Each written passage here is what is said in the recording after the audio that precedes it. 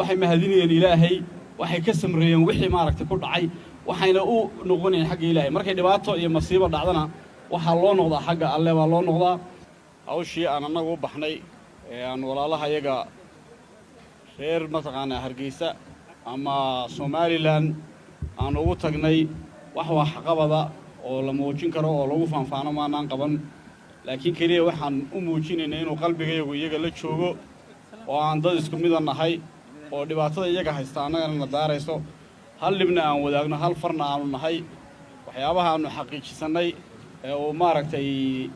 hawlahan aan ka baran karana ay tahay xadkan in kala xidhaa inuu iska yahay xad maaragtay macmala laakiin markay dhibaato iyo dhib uu jiro uunan maaragtay ahayn waxaan ku kala duwanahay waxaan isu sheegi karaa midna ma inuu jirin hawshii dhowr arrimood baan saddex arrimood oo afar arrimood ee baan rabaa inaan wax ka dhaho waa midda koobaad idinka meediyaha iyo meediyii maaragtay Somaliland dhalinyartiiba waxaan leenahay kaalinta koobaad maaragtay wixii hawshii meesha ka qabsoontay niman dhalinyaro waxyaabaha anagu ka baran kareen meesha ku soo aragnay waxa ka mid ah niman dhalinyaro ah oo is abaabulay oo ay dawladda maaragtay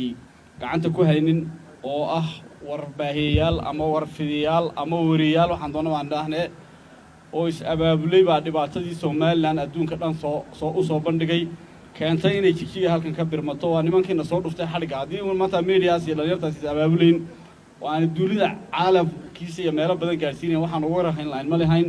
kutirkuteen iyo war soo gudbo waqti dambe yimaadon buu aan lahaa laakiin qof kasta oo meeshiisa hurday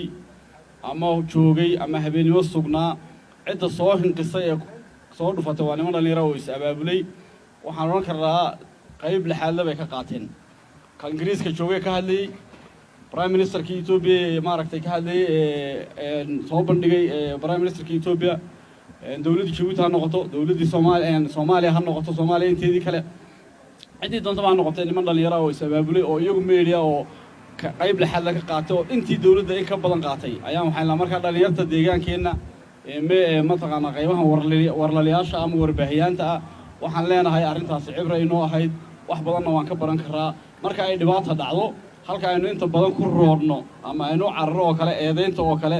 dadka waxaan ku soo aragnay dad waxay ahaayeen nin kastaba meesha uu halsho ka gali karo inuu ka gurmado uu ka galay ahayd marka meediyaheena waxaan ku baraarujinayaa waan u sheegayaa shaqo fiican baad qabateen laakiin hawlaha inaan saasoo kale inagu u baraarugsanaano oo dhibaatada dadkeena haysana aynu dunida daafeeda gaarsiino halka aynu inta badan ku mashquulsan dadka dabka gudaha u galay waxyaabaha aad ugu cajibsan ee la yaabana waxay ahaayeen maalin soona meen ahayn laakiin shacabba meel kasta la taagnaa islaamaha haweenka dumarka ordaya waxa soo dhani ma ahayn dabka inay damiyaan ujeedadu aanu inta ugu madan laakiin waxay ugu cusbaayaan arkay waxa weeyaan biyay meesha la taagnaayeen ka rafaasan bay qaadeen ka dhib ku dhacay ordayeen inahaas shacabkana maaragtay waxyaabahan aad uga soo aad maaragtay aad uga helay bay kamid ahayd waxa saddexaad maaragtay meesha aan ku aragnay xagga shacabka aad uga bogaadinay waxay ahayd dhibaatadii dhacday oo kale dhibaatadii meesha ka dhacday dad ilaahay u mahadnaqay hal qof oo hadal gaf ah ama xumaan ah ama dawlad eedeyn ah ama waxba lama qaban ah ama dhibkaas bini'aadam baan u keenay ma arkin dhammaan dadku waxay mahadinayeen ilaahay waxay ka samreeyeen wixii maaragtay ku dhacay waxayna u noqonayeen xagga ilaahay markay dhibaato iyo masiibo dhacdana waxa loo noqdaa xagga alle baa loo noqdaa dadkaas waxyaabahan ku aragnay waxaan meediyaha wada arki doontaan dad badan bay lacag kaga baabaaday meeshaas dhaqaale badan ka burburay laakiin waxa ku samirsanaa in masiibo ilaahay keenay tahay ilaahay inuu ka dulqaadi karo taa haday noqotana guud ahaan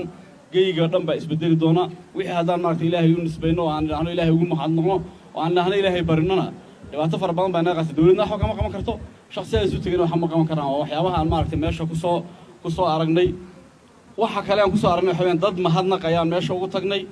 hawshii yareeday aanu qabanay afar booyadood oo dabdamisaan meesha la tagnay waxaan la tagnay booyado kale oo iyaguna inta in la mid ah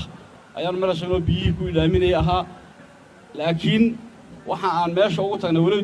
booyadaheenu kuwa sida madaxweynaha Soomaaliland ba noo sheegay ay ahaayeen kuwa meel fog gaaraya dabkii hore ka galay walaaltinimo fara badan muujinaya laakiin haddana waxaan leenahay dawladda Soomaaliland iyo shacabka Soomaaliland kaalin anagu filaynin bayna siiyeen kaalinta walaaltinimo aan isku leenahay iyo gargaarka iyo orodka iyo habeenimada iyo hawsha aan u baxnay kasako haddana waxaan leenahay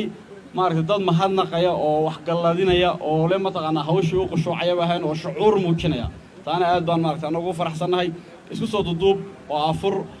waxaan ka baran karnaaba muhiima waxaan ka baran karno laba hawlood baan soo waxaynaynaa hawshan dabku waa fenomena hadda socota waa hawl socota un xagga ilaahay bay ka socotaa waa wax qadarka ilaahay ku socda laakiin waa hawl socota waxay ka bilaamatay saan la soconaan magaalada Wajaale deegaankeena 60 guri baa ku gubtay sidaan anagu qiyaasta ku hayno waxa ku xigay muxuu ahaa harta sheekha 30 guri wax ku dhow baa gubtay iyagana hal marun inkastoo xabado ka dambeeyay ay jiraan waxa ku xigtay magaalada Doolacaddow saddex suuq waa iyagana jiraysan oogna waa hawl ku waaweyn ee dhacay dhacdooyin mar iyo laba iyo meelaha dhacdhacay oo degmooyinka iyo gobolkeena meelo badan ka dhacay oo jiraan magaalada Jigjiga habeenku Hargeysa xalay mooya habeenkii soo horeysay waxaan la soconaa suuq inuu ku gubtay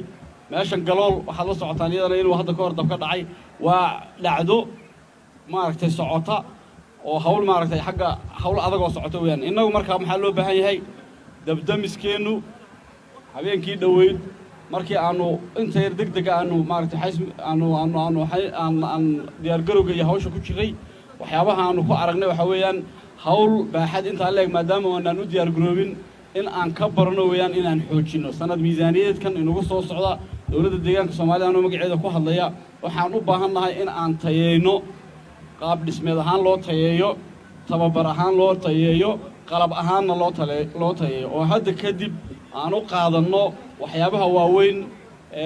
muxuu ahaa halbeegyada waaweyn ee horumarka iyo waxqabadka deegaanka lagu cabiro mid ka mid ah inuu noqdo xukuumaddu marka hawsha inay u soo jeesato ilaahay naga hayo laakiin tan hadda ka dhacday magaalada muxuu ahaa Hargeysa waxa cabsi badan lagu haysaa Wajaale oo kale iyadna waa magaalo aad u weyn aad u cufan population fara badan joogan jidadkoodu ay aad taga waxay sayeen haddii dab noocaas oo kale uu ka dhaco dhibaato weyn baa iyadna nagu dhig magaalada Jigjiga meelo fara badan baa iyadna noocaas oo kale marka inaan hadda kadib aan tayeeyno